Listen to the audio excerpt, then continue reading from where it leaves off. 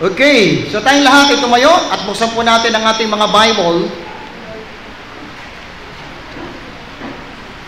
sa 2 Corinthians chapter 8. So this afternoon po ay bibigyan natin talaga ng masusing pagtatalakay ito. Okay? At nais kong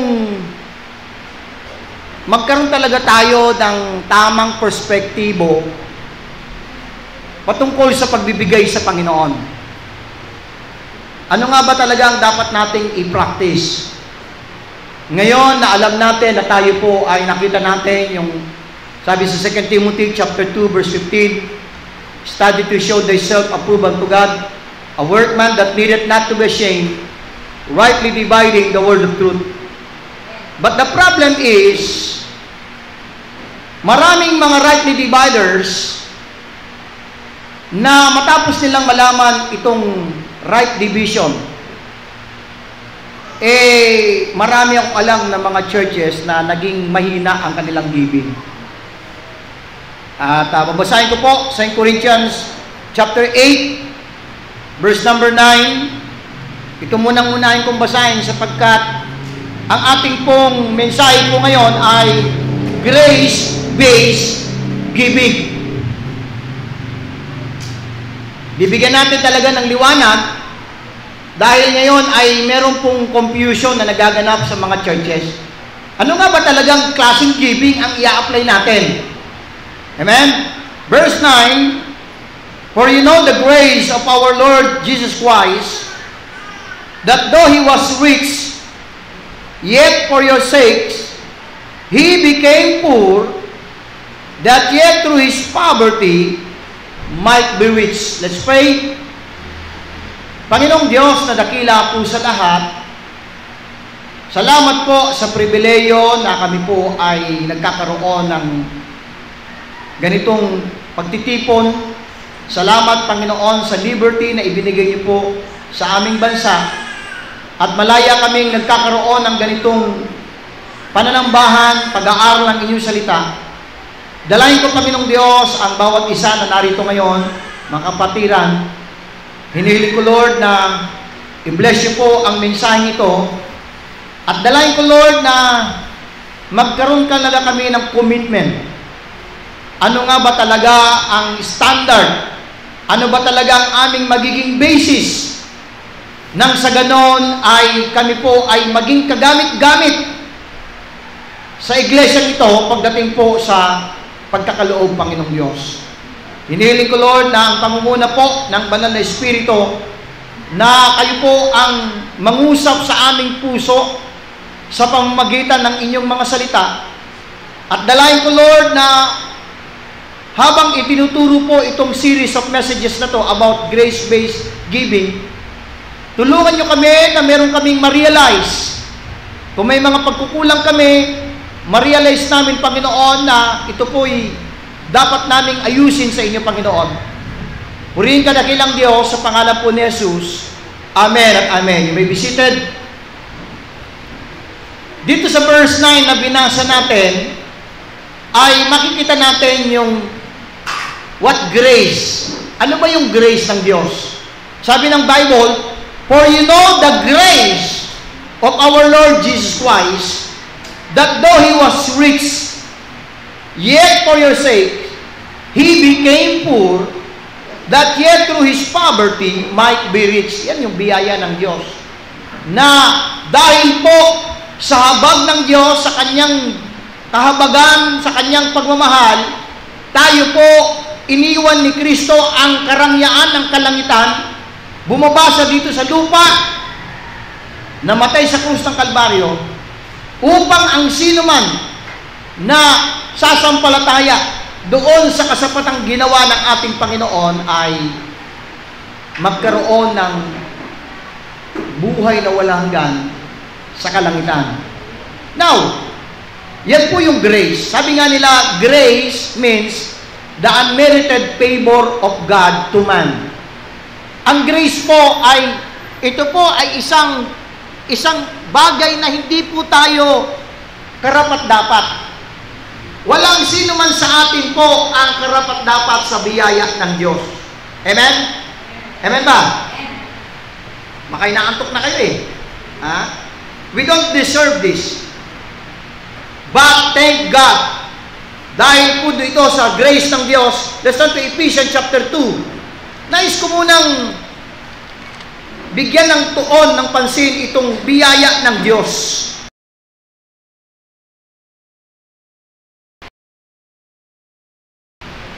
Amen? Verse 4. But God, who is rich in mercy, amen, wherewith, okay, for His great love, wherewith He loved us.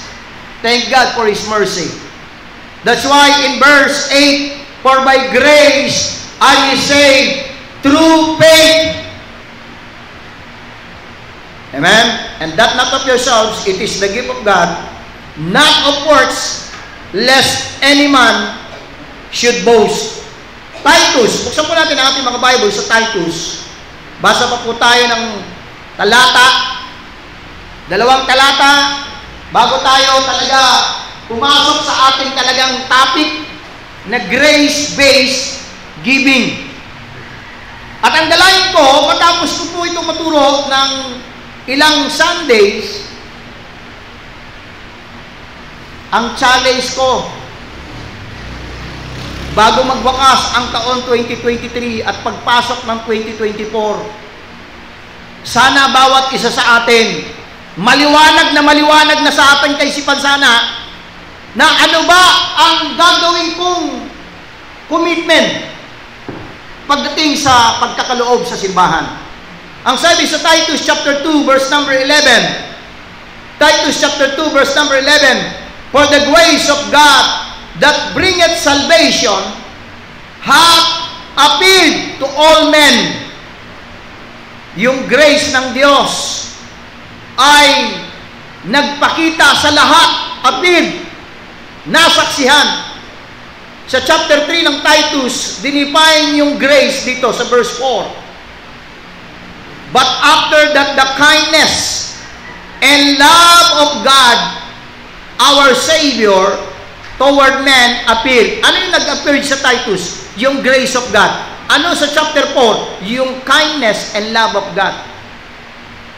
Yung kindness and love of God, ito po yung biyaya ng Diyos. So, thank God for His grace. Amen? Because of His grace, ikaw na makasalanan, hindi ka karapat-dapat, and yet, because of God's grace, ikaw ay naligtas. Amen. Now, ito po ngayon yung problema. Romans chapter 6. Romans chapter 6. Romans chapter 6, ito po yung problema ngayon.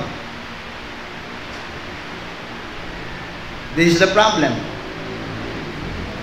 Ito po yung problema. For sin, verse 14, for sin shall not have dominion over you, for ye are not under the law, but under grace.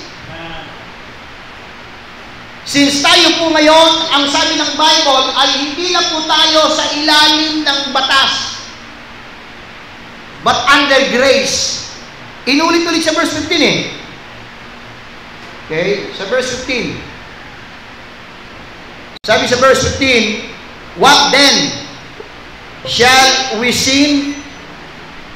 Because wala po tayo sa under the law. Actually, Ephesians chapter 3, tayo po ngayon ay nasa panahon na tinatawag ng Bible na the dispensation of the grace of God. Tinan po nyo. Ephesians chapter 3, verse number 3. Okay? Ephesians chapter 3, verse number 3.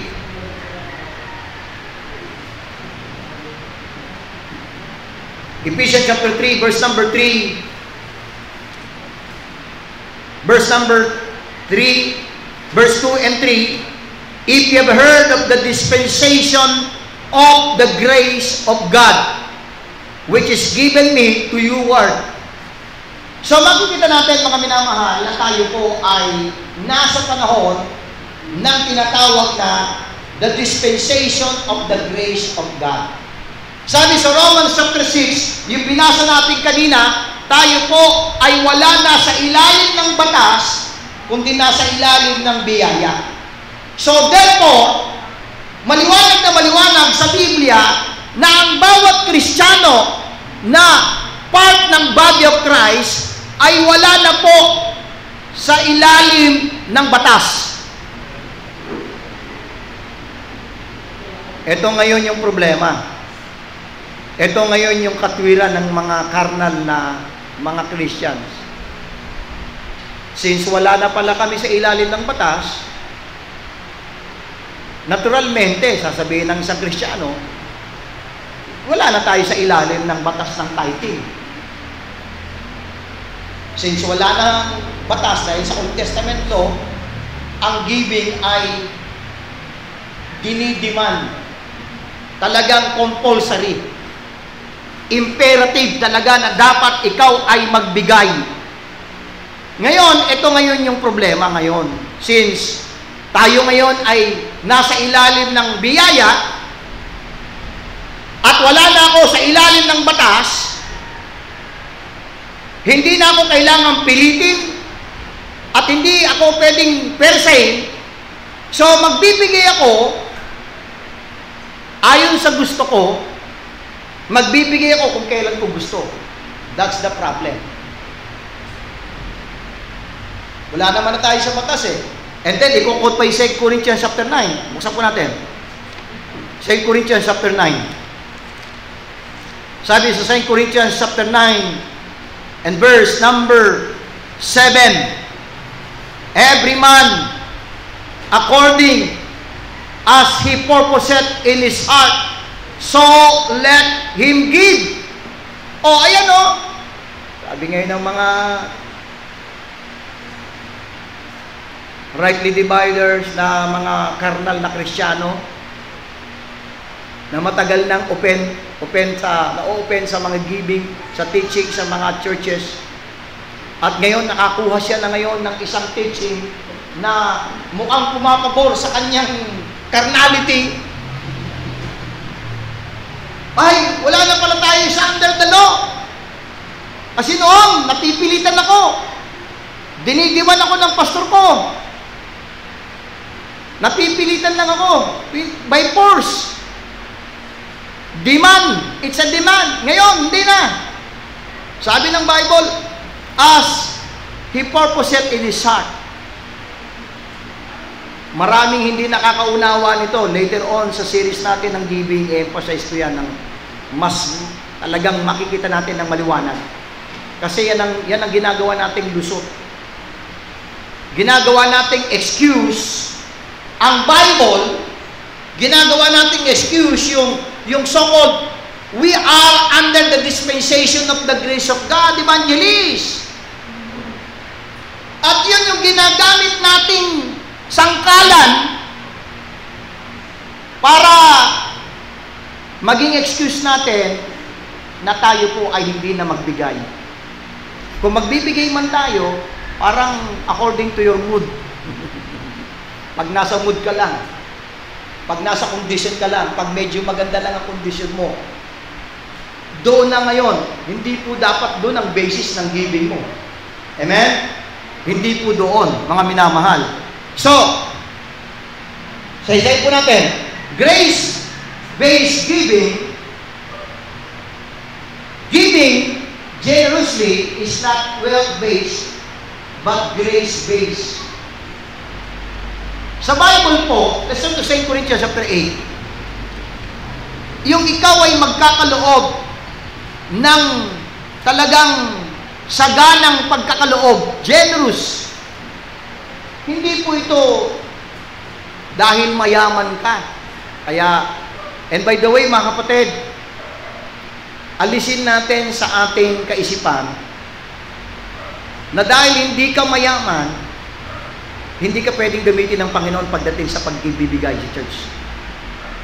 At nagpapasalamat ako mga kapatid na naisulat sa Bible, sa writing ni Paul, sa Corinthians chapter 8, ang isang church, sabi sa verse 1, Moreover, brethren, we do you to wit the grace of God bestowed on the churches of Macedonia, how that in a great trial of affliction, the abundance of their joy and their deep poverty abounded unto the riches of their liberality. Pihira, yung kanilang pagbibigay naging sagana. Okay? Generous. Yung ikaw ay magbigay ng talagang generous giving, hindi po yun well-based, but grace-based. And then, number 2, grace-based giving involves giving oneself to God and others. Kapag ka ikaw po ay magbibigay ayon sa biyaya ng Diyos, ito po ay dahil sa ibinigay mo ng sarili mo, ang buhay mo sa Panginoon. Dahil hindi mo talaga maibibigay ang mga bagay na material para sa Panginoon, kung yung mismong sarili mo, hindi mo maibigay. Hindi mo maihandog sa Panginoon. So, yan po yung grace-based giving. Number 3, grace-based giving is one expression of all acts of grace in our lives. By the way, tingnan po natin. Balik po tayo sa 2 Corinthians chapter 8. The word grace dito, by the way yung grace dito, na pag lumilitaw yung grace dito, tumutukoy po yan sa pagbibigay. Kaya nga tinawag na grace giving. Sa verse 1, tingnan, moreover, brethren, we do you to wit of the grace. Okay? Nag-appear one time. And then, tingnan po natin sa verse, saan ba yun? This is verse 7. Therefore, as ye abound in everything, in faith, in utterance, and knowledge, and in all diligence, and in your love to us, see that ye abound in this grace also. Ang pinag-uusapan dito na grace, yung grace ng pagkakaloob. At yun po yung ating magiging standard, yung biyaya ng Diyos. Kaya every time na nagbibigay ka, listen to this, ito ay expression mo ng biyaya ng Diyos sa buhay mo. Then number 4, grace-based giving is motivated by Christ's grace in giving Himself for us. Sabi sa verse 9, tingnan nyo, verse 9, for you know the grace of our Lord Jesus Christ, that though He was rich, yet for your sakes, He became poor, that yet through His poverty might be rich. So, magiging motivational na factor para kaya ka magbibigay, dahil si Kristo, ibinigay niya ang buhay niya sa iyo. Amen? And then, number 5, thank God for His unspeakable gift of grace in Christ. So, ito po yung ating pong tatalakayin. At siguro 4 na Sundays po ito, Pastor. Abot ng December para makita po natin talaga na makikita natin yung biyaya ng ating Panginoon. Now, let's start.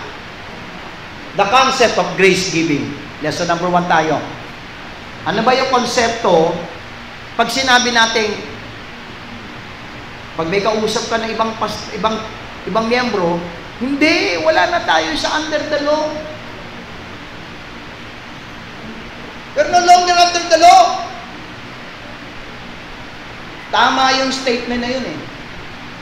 Walang mali doon. Kaya, magbibigay ka, dahil wala na tayo sa under the law, ano ngayon ang magiging basis mo? Yun ba ngayon na excuse na hindi na ako magbibigay sa Panginoon, sa church? Yun ba excuse dahil we are no longer under the law, wala na ba akong magiging commitment sa Panginoon para sa gawain ng Panginoon? Hindi na ba ako magbibigay sa paggawain ng Panginoon on a regular basis? Because we are no longer under the law, dahil wala na ako sa batas, kaya libre na ako, hindi na ako magbibigay. Ganun ba ang logical conclusion doon? Dahil wala ka na sa panahon ng batas, I'm no longer bound by tithes. I'm no longer bound by any kinds of offerings in the Old Testament. Pero ang magiging logical conclusion mo dahil wala ka na sa ilalim ng batas, yun ay magiging excuse mo na para hindi magbigay. Yun ba yung tama? May tinuturo ba ang Bible? Ito ang tanong Meron ba tayong mababasa ng mga principles? Meron bang itinuturo si Pablo patungkol sa pagbibigay? Yes. Kaya ang tawag natin dito ay grace giving. Kasi si Pablo nagbigay nito Siya ang nagsabi ng term nito Grace. Okay? At ang context po ay pagbibigay. So ano yung concept of grace giving? Number one, grace is the motivation for giving. Ang biyaya po ang magiging magpupus sa atin. Dati kasi under the law ang tao Whether they like it or not, ibibigay nila yon. Pero ngayon, merong magmo-motivate sa atin, merong magpupus sa ating puso, at yun po yung biyaya ng ating Panginoon. Giving is a response to the grace of God. Sabi sa verse 9, for you know, the grace of our Lord Jesus Christ, that though He was rich, yet for your sakes, He became poor, that yet through His poverty might be rich. So, ang magiging response natin, yung giving. Kaya ako magbibigay, ito yung aking response doon sa biyaya ng Panginoon na hindi ako karapat-dapat. Kaya ang grace giving, hindi ito actually, tama, hindi ito ipinipilit. Pero kung ikaw ay meron kang damdamin sa puso mo. Merong isang tao na sa kalagitnaan ng iyong kahirapan, pagdurusa, gumawa siya ng isang bagay para ikaw ay makaalis doon sa kahirapan na yon at pagdurusa sa iyong kalagayan, tinulungan ka at ikaw ngayon ay nasa isang magandang kalagayan, automatic yon. Ang magiging response mo doon sa tao na yon ay magkakaroon ka ng gratitude sa kanya. Kaya ang grace giving, totoo, hindi ito ipinipilit. Hindi ito dinidemand, pero kung ikaw ay merong damdamin at puso para sa Panginoon, pusa itong lalabas. Amen? Pusa ito dahil yun yung yung giving is a response to the grace of God. Grace is favor that is not merited. Specifically here, dito po sa bagay ito, it is the favor of God shown to us through His Son's incarnation, humiliation, and crucifixion that made available to lost sinners all the treasures of heaven.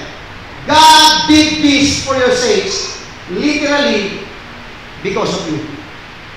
Ang sabi ng Bible, He died for us. Namatay si Kristo nang dahil sa iyo. So yung concept ng grace giving, ito po yung magiging response mo doon sa pagmamahal na ikaw na makasalanan na hindi karapat-dapat ay iniligtas ng Diyos sa kanyang biyaya. Giving flows freely from a willing heart. Tingnan nyo. Let's go back to 2 Corinthians chapter 8. Tingnan nyo. 2 Corinthians chapter 8, verse number 5. Tignan po nyo. 2 Corinthians chapter 8, verse 3. Verse 3 muna. For to their power I bear record, yet, and beyond their power, they were willing of themselves. Giving flows freely kapag alam mo yung biyaya ng Diyos sa buhay mo. Para itong isang bukal ng tubig na kusa siyang aagos. Hindi mo, di ba, pag merong, doon nga sa Benguet, kung magtataka ka sa Benguet, nasa kataas-taasan ng bundok, hindi ko nga hindi ko makomprehend Paano yung nasa taas ng bundok, na pagkataas-taas, and then may umaagos na tubig. May umaagos. At talagang, as in, hindi lang talagang marami. Sagana yung buhos doon sa merong isang butas doon, umaagos siya. So, pag merong bukal na tubig, hindi mo kailangang lagyan ng makina ng ipapampo. Wala, hindi mo kailangang gumawa ng human effort para lumabas yung tubig. Dahil siya mismo, kusang lalabas. Ganun ang motive dapat maging natin, ang grace. Kung naniniwala ka na na-save ka by grace, parang kusang bukal ng tubig yung gagawin mo sa pagbibigay.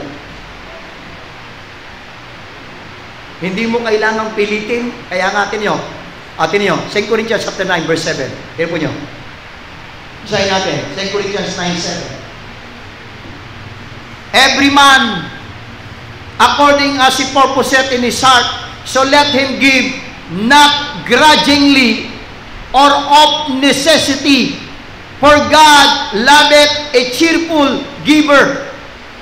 Ang isang cheerful giver, para itong isang bukal ng tubig na freely na umaagos, na hindi kailangan, hoy sis, hoy brad, magbigay ka naman. Hindi, ikaw mismo kusa ito na gagawin mo.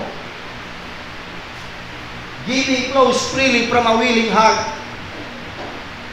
It is an overwhelming sense of being the recipient of abundant grace and the desire to respond by giving in like manner. Hindi ko muna tinatouch itong Macedonian Church dahil kasama po yan sa series ng mensahe natin dito sa grace-based giving.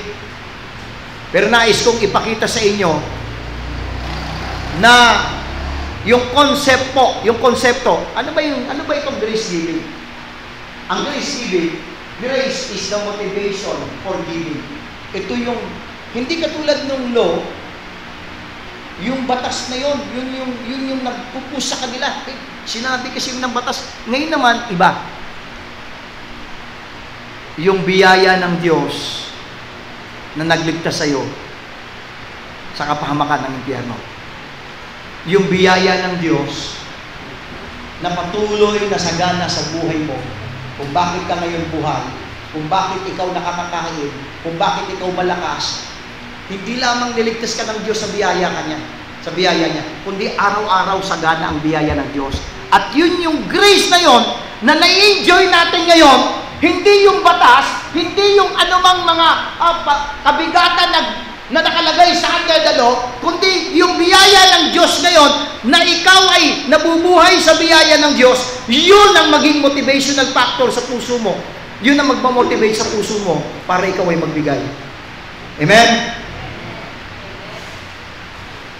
As believers, we give because of the grace that God has given us. Tingnan nyo, 2 Corinthians chapter 8. Tingnan nyo. Verse 7. Pasin niyo po yun. Therefore, as ye abound in everything, in faith, and utterance, and knowledge, and all diligence, and your love to us, I want you to note this, see that ye abound in this grace also. Mga kapatid, dahil doon sa biyaya na ibinigay ng Panginoon sa atin, yun po ang dahilan kung bakit tayo din ay magbibigay ayon sa biyaya ng Diyos. Amen? Number 2, ito po. Grace is the measuring factor. Grace is the measure of giving. grace is the measure of para tayo po ay magbigay. Sa Old Testament, may sukatan. Ang magiging sukatan, tithes. Tama po ba? Ngayon, sa panahon ng the dispensation of the grace of God, ano ang magiging sukatan ng pagbibigay mo? Grace pa rin. Grace is the measure of giving. It is marked by generosity. Tingnan po natin, Romans chapter 8 ba yun? Tingnan po natin yung Diyos. Romans chapter 8,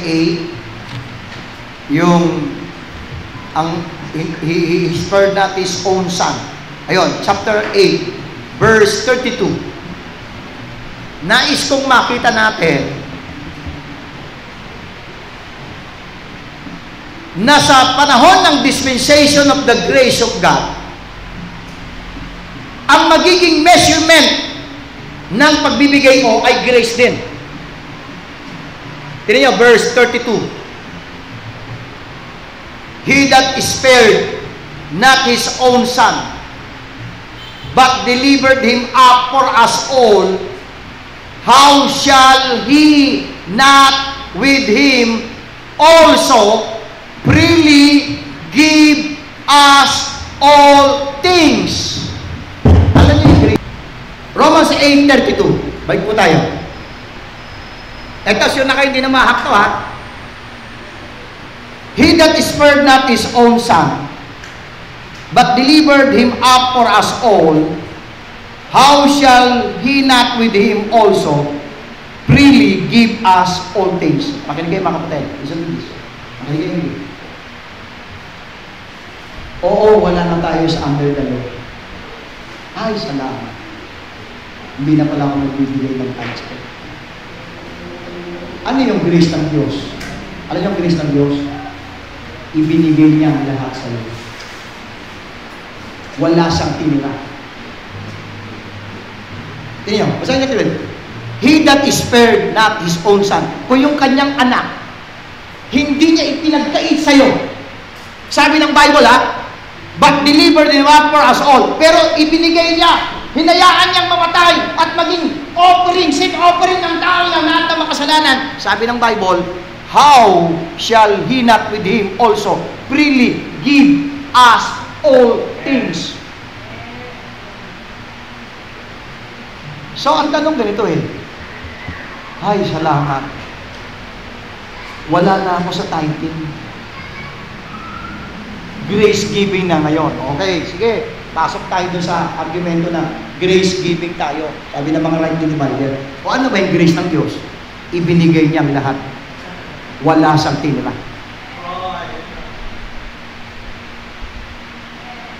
Baka mamaya habang tinuturo ko yung grace giving, para mas maganda lang kaka, magdalo tayo. Baka mag-change kayo ng mind. Dati kasi, sarap Ay, salamat. We are not under the law anymore. Grace giving tayo ngayon. Under grace tayo ngayon. Ano ba yung grace ng Diyos? Sa grace ng Diyos, yung grace ng Diyos, ibinigay niya ang lahat, wala sang tinira. So yung giving sa 2 Corinthians 3:8, tinawag na grace. So ang magiging measurement natin, yung grace ng Diyos. Kasi ito talagang problema sa tithing. Ibinigay mo yung 10% mo, yun yung konsepto sa tithing na natutunan natin lahat Ano yun? Yung 10% sa Panginoon, yung 19% sa iyo. Pero sa grace giving, lahat ng nasa iyo sa Panginoon yan. Walang sa iyo. That's why grace is the measure of giving. It is marked by generosity.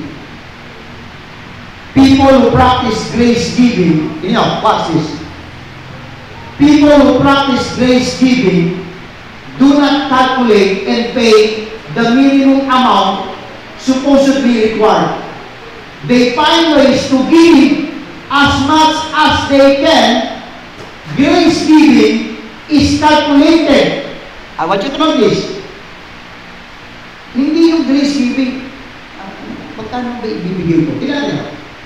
Grace giving is calculated by considering the measure God uses in giving grace on us. Ang magiging standard mo, yung Diyos.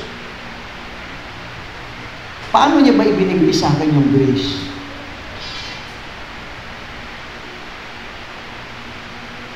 I hope meron tayo ngayong nare-realize kasi parang ayoko sabihin ito eh. Kasi ito, may a-upload eh. Pero ito yung nakikita ko eh. Parang hindi naging blessing yung right division sa mga ibang mga Kristyano. Alam mo bakit? Dahil sa right dividing na yan, ng teaching na yan, humina ang giving ng mga churches. Sabi ko, parang may mali ah. Parang may mali. Mga kapatid. There is something wrong. Dahil kung talaga makakarokin natin yung grace giving sa Bible, dapat tingnan natin yung Diyos, paano ba niya ibinigay yung grace sa akin? Ibinigay niya lahat. Okay? Ibinigay niya lahat. God first abundant grace on us. When we practice grace giving, we emulate God's generosity. Kapag po tayo po ay nagpa-practice ng grace giving, yung ginawa ng Diyos nagiging character mo na rin, mga kapatid. Alam niyo ba, mga kapatid, makinig kayo maigit, yung grace giving, yung grace na yun ang dahilan kung bakit tayo po ay na-save, yun din yung grace na ma-apply natin, na ma-adapt natin, na magiging way of life natin sa buhay natin. Kung paano yung grace na yon na ibinigay ng Diyos sa iyo, yun din yung grace ang ipapractice mo, ang magmamanifest sa buhay mo. The response to receiving abundant grace is practicing it. Notice Paul's emphasis on abundant and generous giving in 2 Corinthians 8 and 9. Actually, kung talagang totoong ikaw ay na-save sa biyaya ng Diyos, basahin ninyo. Yun ang maging assignment ninyo ngayon. Total, andito na tayo eh. We are no longer under the law. Pero binasa nyo na ba, please, para sa next Sunday, ay mainit ang bakbakan natin. Okay? Inaano ko pa lang kayo eh. Pinapakita ko pa lang sa inyo yung grace ng Diyos eh. At yun yung concept, yung konsepto muna eh. Oo, wala tayo sa law. At alam niyo mga kapatid, nalulungkot ako na minsan ginagamit ng mga pastor yung Malakay 3:10, panakot. Lalo na yung verse 9, na kapag hindi kayo nagbigay, susumpain kayo. Walang pananakot, walang pamimilit, pero dapat maunawaan mo ano yung grace ng Diyos sa'yo. Amen? At once na maunawaan mo yung grace na yon, at binanggit ni Pablo na yung nagbibigay sa Corinthian church, sa Macedonian church, ay tinawag niyang grace. So, ibig sabihin, ang magiging measure ng giving ko, yung grace ng Diyos, kung paano niya ibinigay yung grace sa akin. Mga kapatid, alam nyo, nung ginagawa ko to, makinig mga kapatid, nung ginagawa ko tong lesson na to, nakita ko yung ang dami kong maging pagkukulang. To be honest, ang dami kong realization dito nung ginawa ko to. And I'm thankful to God, mga kapatid. Kaya bago ko itinuro sa inyo ito muna, ninamnam ko lahat siya isa-isa. Ninamnam ko yan. 4 na Sunday yan. Kaya bago ko ipipreach sa inyo sa mga sunod Sunday, sarili ko munang pinritsan ko. Mineditate ko lahat yung mga bagay nito, mga kapatid. Ang dami yan, yan, no? The response to receiving abundant grace is practicing it. So chapter 8, verse number 2, chapter 8, verse number 7, chapter 8, verse number 14, chapter 8, verse number 20, chapter 9, verse 6, chapter 9, verse 8, chapter 9, verse 11, and chapter 9, verse 13. Sa next Sunday, hopefully, ma-imprint po ito. May paimagay sa inyo yung booklet na ito para lagi nating basa-basahin, pag-aralan na ang purpose, maunawaan talaga natin yung concept ng grace giving, mga kapatid. Paul defines grace giving with 6 important qualities. Dito po tayo magtatapos dito. Puputulin ko dito eh. Dinefine ni Pablo, ano ba yung grace giving? Number 1, grace giving is generous. Tingnan, balik tayo sa 2 Corinthians chapter 8. Tingnan. Grace giving is generous. Sa verse 2, how that in a great trial of affliction, the abundance of their joy and their deep poverty, pasinin mo yan, abounded unto the riches of their liberality. Ibig sabihin, talagang, as in, talagang naging ano sila, magarbo, mas maganda pang term sa Tagalog, yung liberality. Come on. Yung bang kapag ikaw medyo nasa mo din, lahat, ililibre ko kayo! Sige, ha? Ha? Naging galante ka. Nasubukan nyo na bang maging galante sa giving mo? O tinitipin mo? Iniipit mo? Hinohold mo? And by the way, yung nagbigay ng liberality dito, baka mas mayaman ka pa sa kanila. Sabi doon, they were in deep poverty. Alam niyo, napakabuti ng Diyos. Alam niyo, isang bagay na na-appreciate ko dito sa Macedonia Church. Salamat na lang, merong Macedonian Church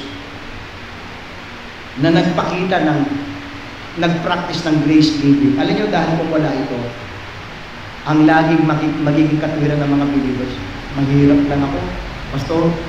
Mahirap lang ako, evangelist. Mahirap lang ako, Brad. Kasi, hindi ko kaya eh. Pag inisa-isa ko po sa inyo to sa next sa mga susunod Sunday, ipapakita ko sa inyo. Sa verse niyo po, verse 4. Alam niyo ba na yung nagbigay sila, verse 4, niyo, praying us with much entreaty that we would receive the gift. Alam niyo ba yung ginawang giving ng Macedonian Church? Makinig. Sila mismo nagpupumilit kay Pablo. Tanggapin niyo to. Please lang po. We beg you. Gusto namin makatulong sa gawain. Kung imagine, yun yung grace giving. Yung ikaw mismo sa pusa mo sa sarili mo. Para bang si pastor nahihiya na sa sarili niya kasi hirap.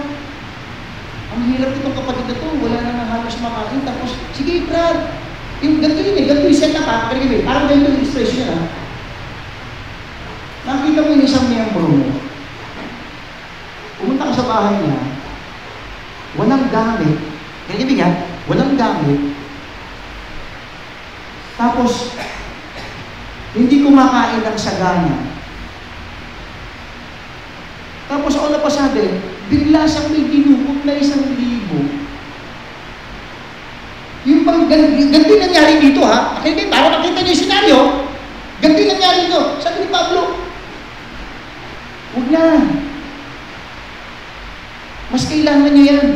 Kasi yung verse 2, verse 4, praying us with much entreaty. Unawain niyo yan sa Tagalog.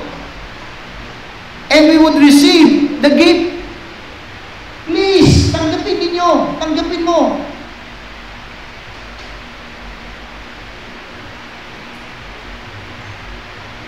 Parang agad-agad. Excited. Pero mas malalim pa ron, mga kapatid. Yun yung nangyayari dito.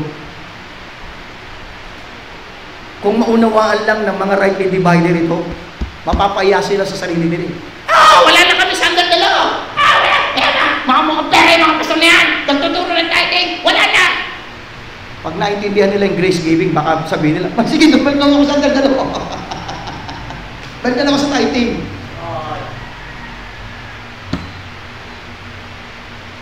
Baka sabihin nila, pastor, sige, dalawa lang tayo. At least 10% lang.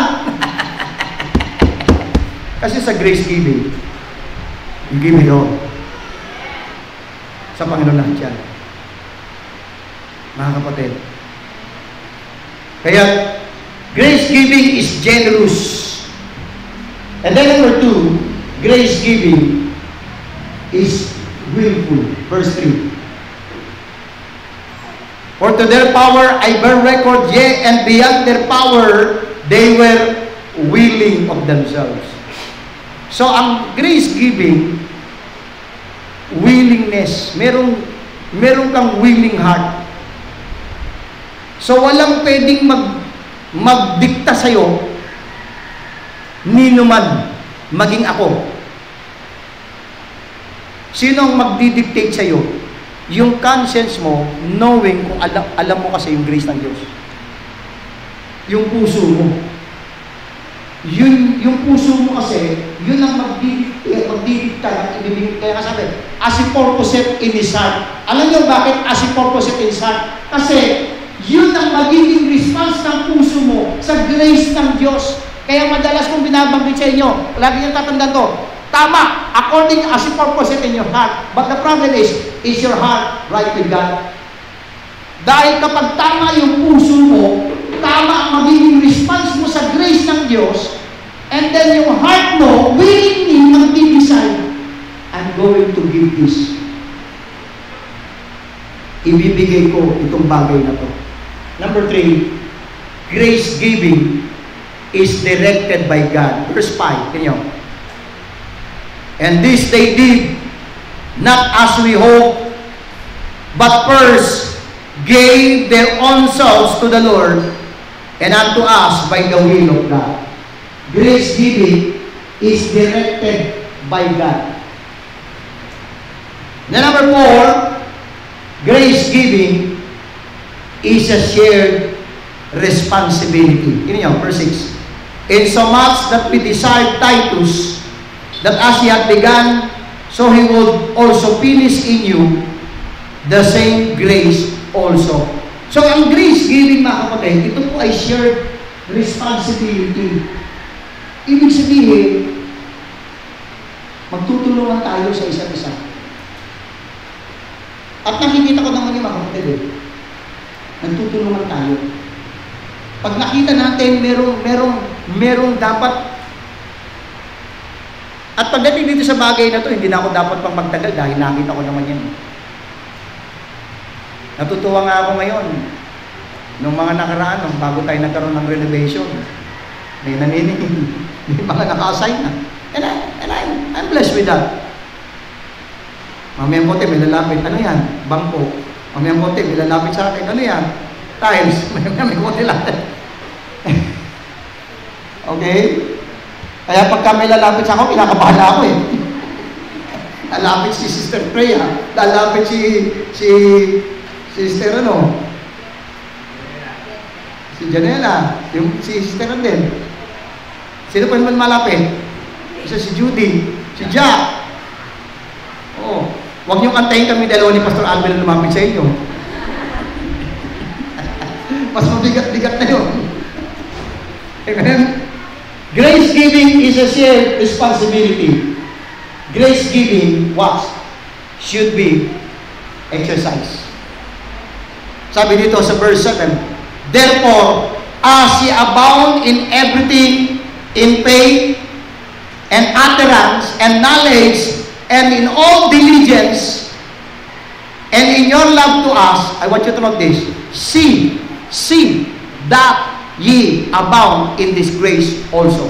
Kung paano nalagana yung biyaya ng Diyos sa Macedonian Church, dapat din makita sa inyo yung biyaya na yun. The same grace na nag-move sa kanila, na nagawa nila yun, in spite of their deep poverty, nagawa nila magbigay liberally, yun din yung grace na nais kong mag-move sa atin, sabi ni Paul, sa mga taga-Korinto. And by the way, makinig, bakit sumulat si Paul ng 13 episode niya? Pero bakit sa Korinto niya sinulat ang Macedonia? Pwede naman niya sanang binanggit ang Macedonia Church sa Thessalonica. Tama? Pwede niyang binanggit sana sa Roma. Bakit sa Corinthian? Alam niyo bakit? Kasi yung Corinthian Church, mayaman, pero mga karnal. That's it. That's grace of God. Amen? That's the grace of God. Yan ang biyaya ng Diyos. Yun yung nagmo-motivate sa atin kung bakit natin nagagawa magbigay. Naisip ko, sabi ko, bakit sa Corinthian Church niya, sa Ephesus sa Corinth, naisulat yung Macedonia? Kasi, sampal sa kanila to eh. Itong sulat na ito ay parang isang sampal dito sa mga believers sa Corinth.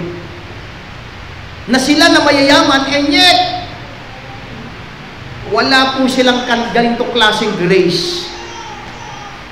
Grace giving should be exercised. The number 6, grace giving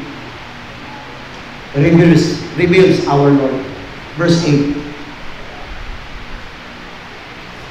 I speak not by commandment, but by occasion of the forwardness of others, and to prove the sincerity of your love. Alam niyo ba, ang grace giving, nare-reveal ang Panginoon sa buhay mo. Alam bakit? Kasi nagpapatunay yun na mahal mo ang Panginoon. Nagpapatunay yun na mahal mo ang Panginoon. Because in the Old Testament, pwede silang magbigay ng kahit wala silang katiting na pagmamahal. Doon sa templo, wala silang malasakit. Gagawin lang nila ito out of the law. Pero sa grace giving, gagawin mo ito dahil sa mahal mo ang Panginoon. Mahal mo ang Panginoon. I hope, ipanalangin po natin na in the meantime, puputulin ko rito. Okay? Mahaba